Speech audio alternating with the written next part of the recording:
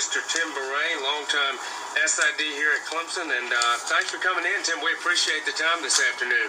Great to be here. All right, and we'll just go ahead and get right into it. That was obviously the Notre Dame fight song. So you were a class of 1977 Notre Dame graduate, and they're doing a good time.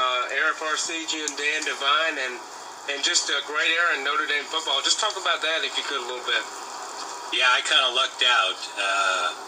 I was a freshman in 1973, and Notre Dame won the national championship that year with a victory over 24-23 win over Alabama in the Sugar Bowl. And then my last year, Notre Dame won the national championship with a win over Texas in the Cotton Bowl.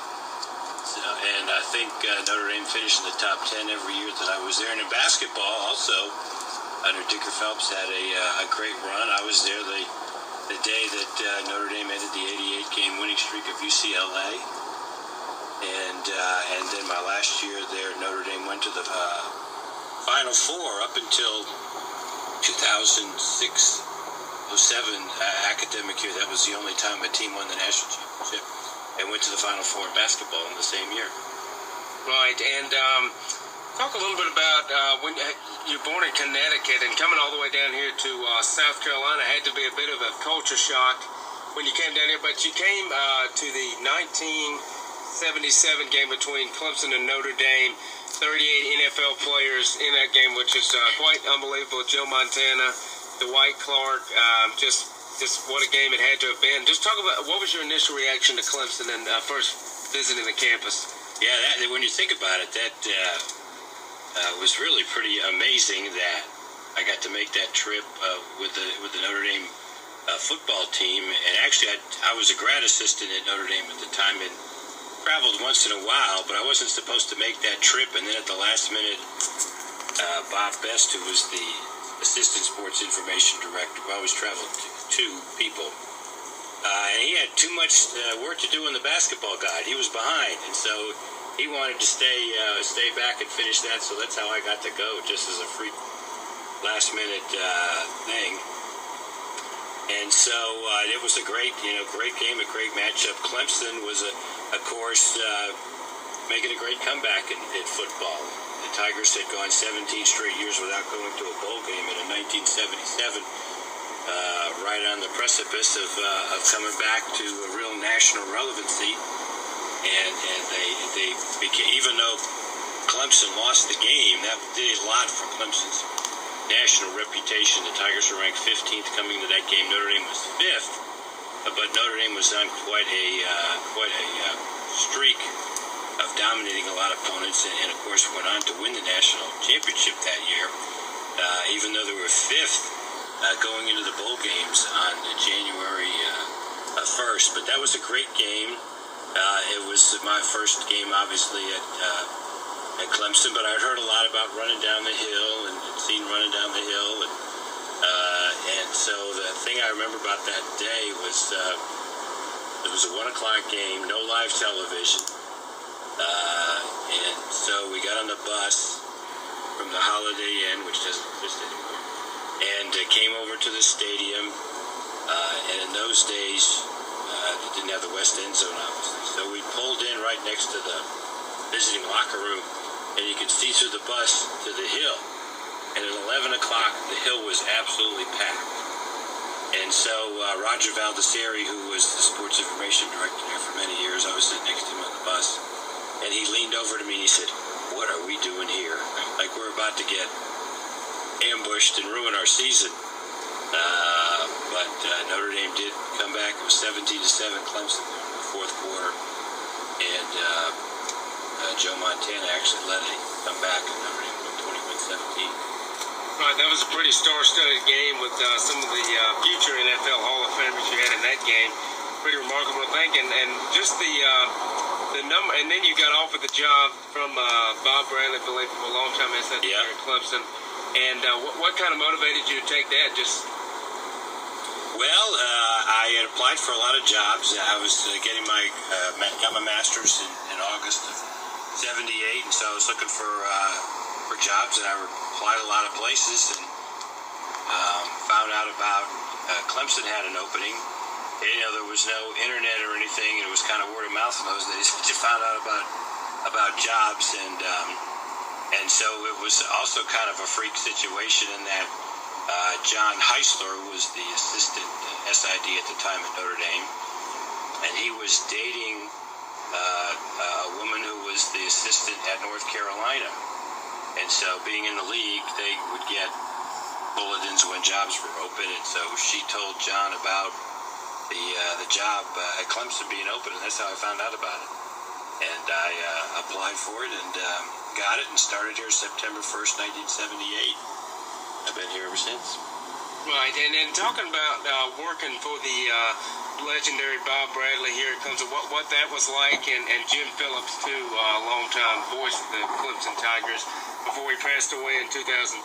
What kind of how was it working with those guys? Yeah, I was very fortunate, and really the two sports information directors I worked for in my career, Roger Baldessari and Bob Bradley, both in the Sports Information Hall of Fame, and were terrific influences on my career. And obviously, when I came to Clemson, I didn't know a soul. And my first day of work, I woke up and my throat was swollen, and I didn't feel very good. And so I went to Redfern before I went to the office, and Dr. Harder basically ran some tests and told me I had mono. Oh. So actually, my first 2 weeks of work in September of 1978, I was in bed at the Holiday Inn, and but Mr. Bradley came over to check on me every day, and I felt terrible because this was right at the beginning of football season, and he obviously needed an assistant quite a bit. But he was loyal to me and stuck with me, and he was just a wonderful person, and things were a little bit different years ago as far as how you promoted your schools, and he did a great job of publicizing the stories of Frank Howard. And when you think about all I tell people this, when you think about all the traditions about Clemson, knowing about running down the hill, and Robert Howard's Rock and everything, you know about those because of Bob Bradley. If he just, Frank Howard just told him these stories and nobody publicized them, we wouldn't know about it. And so he did a great job of that, and a lot of the history and the traditions and the image you have of Clemson is because of Bob Bradley, and that's why his name's up in the Ring of Honor, very deservedly so. I was fortunate to do a lot of broadcasts with Jim Phillips. I started doing the radio color on the basketball games in the 79-80 season, and so I did those games with him until he passed in 2003, and I also did football with him from 82 to 88. Then when Mr. Bradley retired and I moved into that role, it was kind of tough to be the sports information director and be on the radio at the same time for football. So I had to give that up. But I did about 80 games with Jim in football, and I've done 978 basketball games. So I got 22 left to get to 1,000 next season. But I've done the play-by-play of one Clemson football game. And I was honored that the Phillips family, the week after Jim passed away, asked me to do that game, and that was a terrific honor. And it was a hectic week, but I got through it, and we had a great tribute to Jim that day. Right, and part of those days, no TV.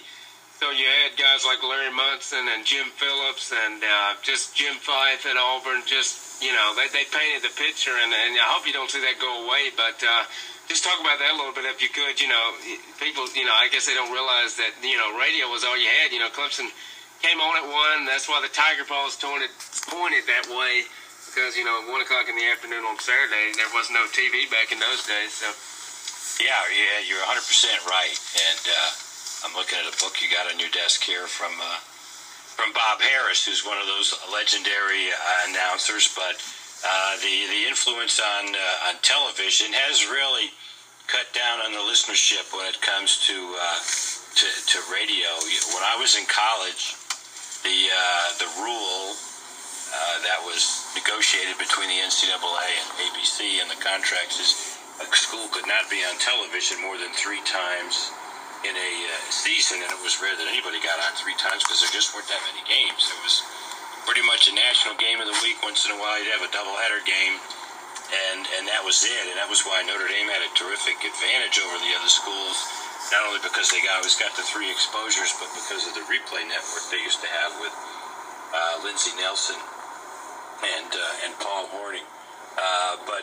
Yeah, unfortunately, because of that, you don't have the following that you used to have in those days, where you had these really legendary announcers. Because on Saturday afternoons, just like people now today sit down in front of their television sets and watch games, people would listen to it on the radio. People would do other things, but they'd listen.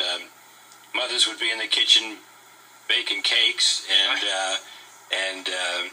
but a lot of the times the family would sit in the living room and listen to the games. And I remember growing up with my father, we'd sit in the kitchen table and listen to Notre Dame games on the radio, and I'd have a stat sheet. He taught me how to keep stats, and that's how I kind of started my interest in statistics. Right, and while you've been here at Clemson, had some great coaches come through. Just talk about, I guess, first off, Danny Ford, if you could. We actually got the honor of getting him on here in October.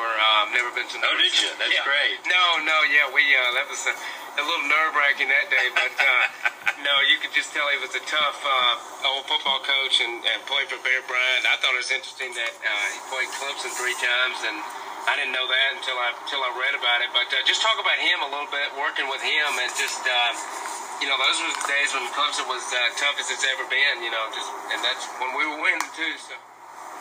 Well, Coach Ford was young when he was the coach at Clemson, but he came from the old school mentality of Bear Bryant, and people forget that when he was hired at Clemson in 1978, he was just 30 years old at the time. He was the youngest Division I coach in the country. And, of course, then 3 years later took Clemson to the national championship at age 33. And he is still, to this day, the youngest coach to take a team to the national championship. In fact, since then, nobody older than 39 years old has won the national championship. You just don't see coaches become head coaches at that young of age. In fact, in 79... he took Clemson up to South Bend and beat Notre Dame, and he's still the second youngest coach in history to win a game in opposing coach to win a game in South Bend. But he was old school, adopted a lot of the Bear Bryant techniques, but he had some terrific teams, and the game was a different game then. It was so run-oriented as opposed to today, and not just Clemson. In the mid-1980s, like 1985, I believe, or 1986, there were, I believe, 55 teams that averaged 200 yards per game rushing. And this year, I believe there were 15, and there were 70 schools that averaged 200 yards a game passing. So it was kind of a different style of play. There was a lot more defense, but there was more defense because teams weren't as spread out. They didn't have as big a passing attack, so that had a big impact on it. But Coach Ford, of course, did a great job at 7 top 20 teams here, and was 6-2 in bowl games. He still has the second most bowl wins among ACC coaches. Right, and some of the other coaches that football coaches was Ken Hatfield, Tommy West, some of the, I guess, lesser known, you could say, in Clemson history, and then, well, more recent history, and he's been in the news lately with this freedom from religion. What's happened has been Tommy Bowden. Talk about obviously being the legend coach, the son of a coach and legend in Bobby Bowden. What was it like working under Tommy? You know, he always kind of was like it says in an interview here, like the chairman of the board here at Clemson. And it just seemed like he got talent every year, just really, you know, lost some heartbreaking games and probably ultimately cost him his career. Yeah, he was a very good coach, and especially when he came in here, he kind of started a new approach of much more of a passing game. When he came here from Tulane, he had led Tulane to an 11-0 record in the regular season. He was the hottest coach in the country, so it was a real coup that Clemson got him. And then it's the first year we were 6-6, but 4 of the 6 losses were to teams ranked in the top 15 in the country. And then, of course, the 2000 season we started off 8-0, and got to number 3 in the country. But he did have a lot of close, heartbreaking losses. There was the game in 2007 when against Boston College, Aaron Kelly, who had become Clemson's all-time leading receiver until his record was broken this year by Sammy Watkins. Basically had a catch in the end zone that would have won the game and put us in the ACC championship. And I do believe if Aaron had caught that ball, I don't know how much longer Tommy would have been the head coach at Clemson, but he certainly would have gone past 2008. But Coach Sweeney, of course, was brought here by Coach Bowden, so it was kind of a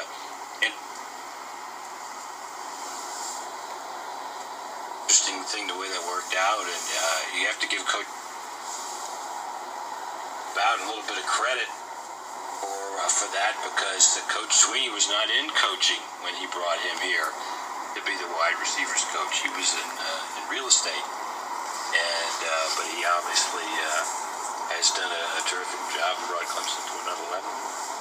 He really has, and you got to give Tommy Bowden a little, some credit too. He's kind of, and when you see him go on national shows, he's always propping Clemson up, and he really, and especially with this freedom from religion, what's happened with this the last couple of weeks, he's been an outspoken supporter of Clemson. And talk a little bit about Dabo Swinney. He, of course, played at Alabama, too. Kind of a tie between Clemson and Alabama. Frank Howard, Danny Ford, Dabo Swinney all played at Alabama. But he's gone back to the old school like Danny Ford was. I mean, he really, what I like about him is he doesn't really, he says what he wanted to say. And he's not really, which is good, though, which is, a lot of coaches now, they kind of go around the issue, but, he's going to tell you what he thinks. And we got some good quotes, I'm sure, from him. Yeah, he's a straight shooter. He's very honest. He's what you see is what you get with Coach Sweeney, and from a sports information person, that's something that you like to have. I've always learned from Mr. Bradley and Roger Valdistieri that the best way to sell your program is to, when you can do everything naturally, that you don't have to force any stories on anyone, and that's the way that Coach Sweeney is, and that's the way he treats people, and because of his genuine nature, I think he is a very good recruiter when he goes into the homes, and he's very honest and forthright with the parents. I think that goes a long way. But yeah, if you bring up the Alabama connection, it is interesting that and Charlie Pell also played at the University of Alabama, and back in the early days we had Auburn graduates who came here and coached the Clemson team. I believe we've had 25 coaches, and I believe 15 of them coached at SEC schools. Are graduates of SEC schools. Yeah, that's quite an interesting statistic there. A lot of people have said for a long time that Clemson, it's right in the heart of SEC country. Really, it could be, or almost more of a fifth than South Carolina kind of would be in a way. But that's just the way things fell back in the 70s. But just talk a little bit about some of the statistics that you research. Or me and Michael, we were sitting here one day during the football season, and we were doing this trivia thing all year, and somebody answered the first one in like 5 minutes, but then we looked on your Twitter and we found one in, in another 5 minutes with all the stats. But just, I guess, how do you come up with these type of things? Just kind of over research over a period of time, or how does that go? Yeah, I always tell people that you don't have to memorize the press guide, but you need to know where to find things. And if you have a good, and that's gone from books to now going on the internet and finding things on the internet and knowing where to find things. But proofing the football guide now for the last 36 years, you tend to remember some things that just like when you study for a test in school, the more you read over things or rewrite things. I used to rewrite things when I was in class. Basically rewrite my notes each night, and you would tend to remember them when things came up. So, but over the years, having followed sports enough, things can kind of click and have an ability to mesh things together, and that kind of helps you out in that area of the business. But it is one of the things I enjoy the most, doing the game notes, doing the stats on players and team approach. Right, and we'll wrap it up shortly. But talking about your basketball play-by-play, we've had Pete Yandy on here a couple times. Really nice. He's been really nice to us. But what's it like working with him? I think he does a great job calling all the Clemson sports that he calls. He really is fair, and what's it like working with him? Yeah, he's terrific. It's kind of weird because he grew up in Connecticut and I grew up in Connecticut. We got two Connecticut guys doing Clemson basketball on the radio. But he, people talk about me in sports trivia. He knows he can stand with anybody when it comes to sports trivia knowledge of all sports, which of course he has to do. He's got to follow all these other schools and the pros to do his job on Channel 7, so he has a great capacity, but he's very well prepared, very professional. Of course, I've known him since he came to, I think he started out in Florence in television in 1983, so I've really known him for 30 years, and it was really amazing when you think that he has been at Channel 7 for all these years, and Jeff Hart has moved into news, but they've both basically been at their respective stations for over 20 years apiece, and that is very rare. And they both have been competitors for all these years, but they get along great, and they really are two consummate professionals. Right, and in 2007 you were named honorary alumni here at Clemson. If you could talk what that means to you a little bit. You were a graduate of Notre Dame also, but honorary one here at Clemson with your 34 years of service. And then I guess we can get into some of the three books that you've written, Basketball for Dummies, and then the Digger Phelps Tales from the Notre Dame Hardwood, and then one that had to be a huge project for you was the Clemson University Football Vault. You've seen a lot of those with some of the southeastern schools. If you could go into that a little bit. Sure. Yeah, that was a great honor, and it was a total surprise. They kept it a secret from me. It was unfortunately, the Boston College game we talked about when Aaron didn't catch the long pass. And let me tell you, Aaron Kelly was the greatest, still is. He's just a terrific guy, nicest guy in the world. And I always had great respect for him, because after that game, it would have been easy for him to run away from the media, but he faced it up. He said he should have caught it, and just got to do better the next time. But he faced the media after that game. I always had great respect for him. Just a terrific guy, representative of Clemson. But anyway, earlier that day, Brian O'Rourke, who's been a good friend of mine for many years, he and I actually came to Clemson around the same year. He was a freshman when I started working here, and he's now in charge of the Alumni Association. And so they had this grand plan, intricate plan, that they got me out of the press box to go meet with security about what would happen if there was a bomb in the stadium. And so they didn't say that there was any kind of threat, but they felt they needed to refresh the process. So they sent me downstairs and went to the security booth. And then they had me go upstairs to the president's box to see President Barker. And so during that time I was out of the press boxes when they got everybody together. And so then I went to see President Barker, and then President Barker finally said, well, come back with me to the press box. There's some more people we need to talk to in the press box. And so I walked in, and there was everybody, and a lot of my former students and friends. It was very neat. It was very special. It was nice to be recognized by them. As far as some of the books that I've written, I did Basketball for Dummies with Digger Phelps and John Walters, who used to write for Sports Illustrated. And actually, the entire Dummies series, I don't want to say I guess the founder, his brother used to be a coach with Digger Phelps at Notre Dame. So Digger actually, the golf book had just come out in 1995, and Digger was at the Final Four. And so he called me from a bar in New York City and said, are you interested in, they're talking about doing Basketball for Dummies, they just did the golf one, and they want me to do, are you interested in working with me on it? I said, sure, that'd be fun.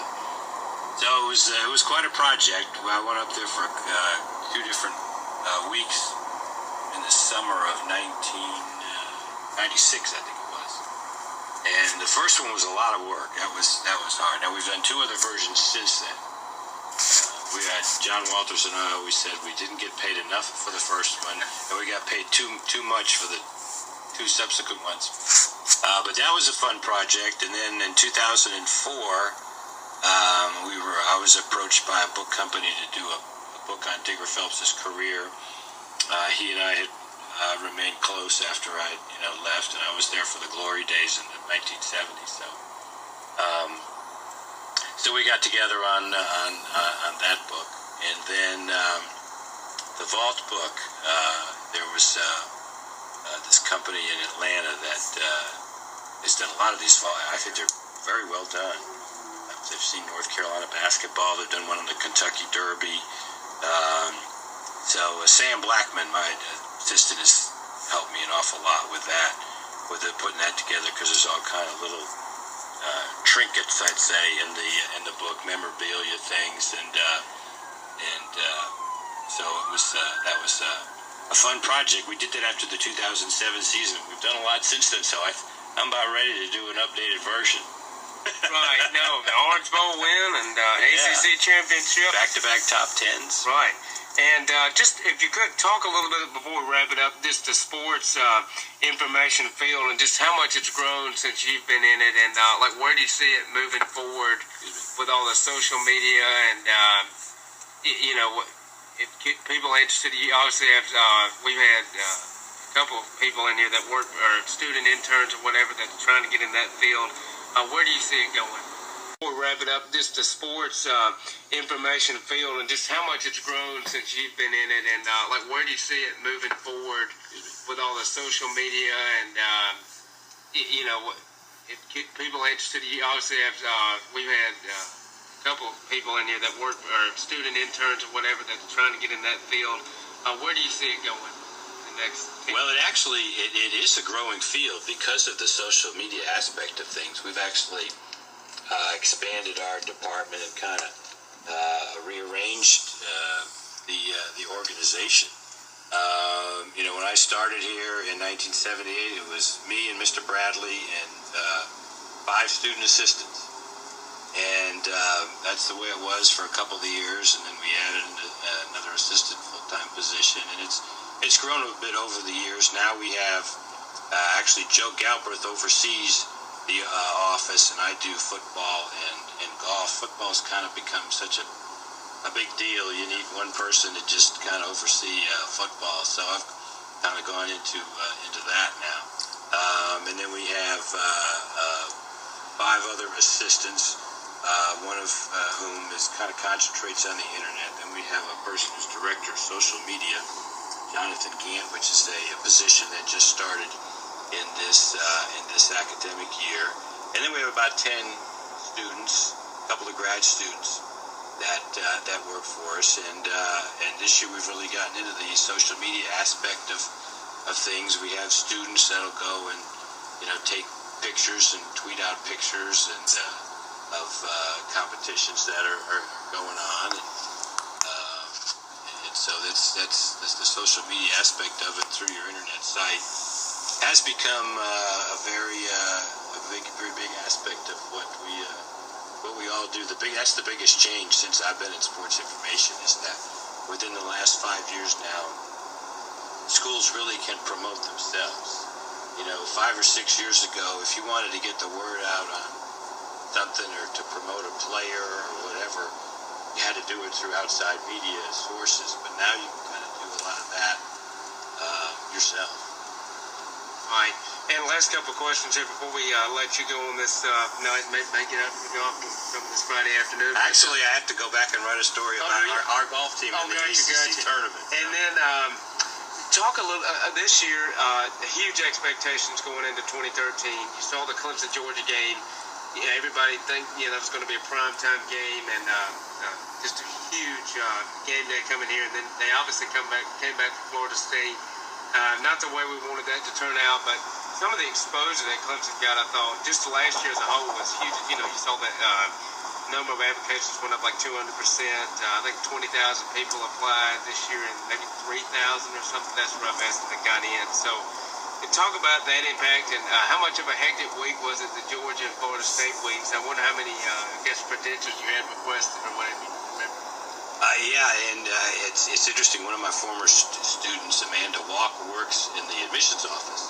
So I've heard about the increase in application. Her workload, I think, has gone up quite a bit. But the Georgia game, of course, was terrific, and the opening that we worked with ABC on that game was terrific. I mean, it was you never see 6 minutes allotted for an opening. What would it cost us to ABC, hey, we want to buy the opening and we want to pay for you to do this? I mean, it would have been in the millions. And what do they get for advertising for a 30-second spot? So that was really something we put a lot of effort and thought into that, working with the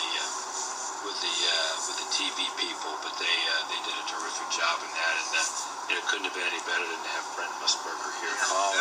It's a shame that now he's going to be in the SEC network. So I hate to say it, given his age, he'll probably never be back to do a game with us, which is really a shame. Maybe South Carolina. Well, if it's a game, if it's our home game, I don't think it's going to be on the SEC network. He could do a Clemson game on the road, but I don't look for him to be back in the game with Clemson. But preparing for game day was a little bit easier because we knew so far ahead of time that they were coming.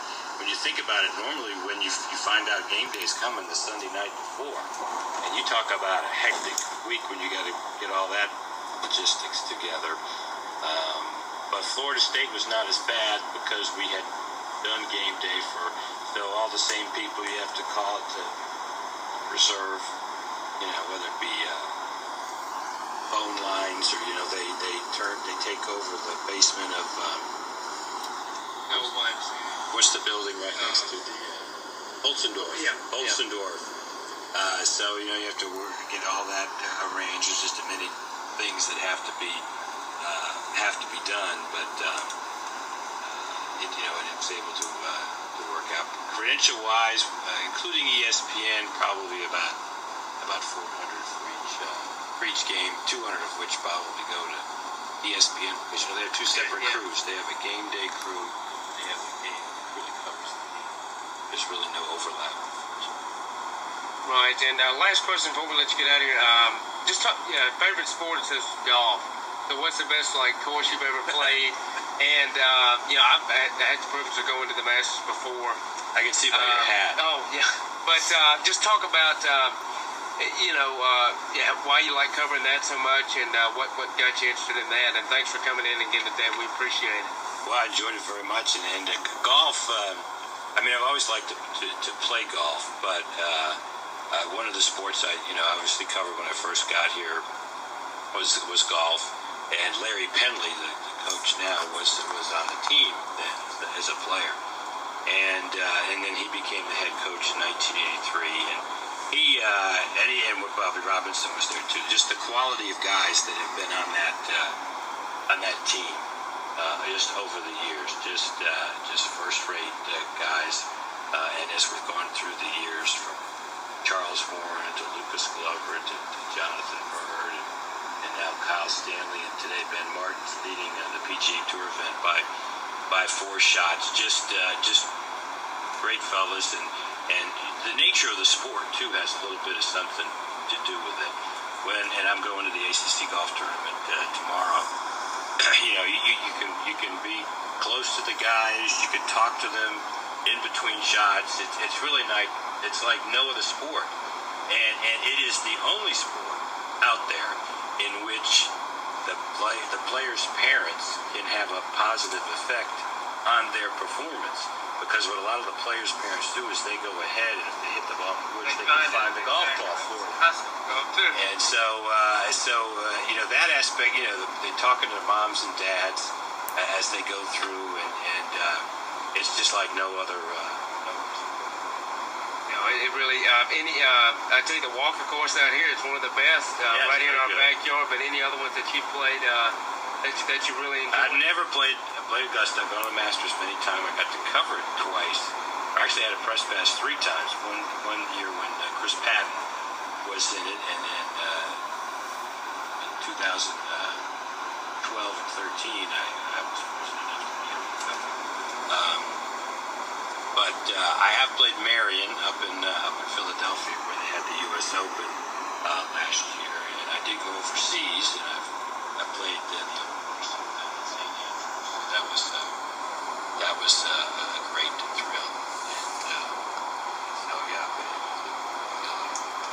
No, that's great, and thanks again, Tim. We appreciate it, and I encourage all of you to the 3 books he's written: Basketball for Dummies, Tales from the Notre Dame Hardwood, to any Notre Dame fans maybe here in the upstate. They're all over the country, so there probably is. And well, let me ask you one more thing: the 2015 Notre Dame Clemson game, are you just getting the whole section of the stadium for friends and family? I really do. I'm going to have to talk to the ticket office, and when the general sale for that goes out, I think I'm just going to have to get up early and be first in line, and I'm going to need at least 50 tickets. I think I'm going to divide it in half: 25 Notre Dame people and 25 Clemson people, and try to get it right on the line of fans. So yeah, that's going to be something. Yep, and then also the Clemson University football vault, which is actually my dad has one of the Auburn ones, and that thing is really, I've looked at the Clemson one, it's really neat. It's got a ton of different tickets and artifact type things in there. Any Clemson fan, a long-time Clemson fan, would really enjoy that. But once again, we appreciate you coming in today and the interview and the time. So I guess enjoy a little bit of off season that goes on now. I guess the end of spring practice. So when will y'all start gearing things back up for football? I guess July 31st will be. Of course, we'll be working on the Prescott programs and things over the summer, but the first practice will be July 31st. Right. All right then. Well, thanks again. We appreciate it, and go Tigers. Okay. And we'll go get them next year, hopefully. Sounds good. Thank you.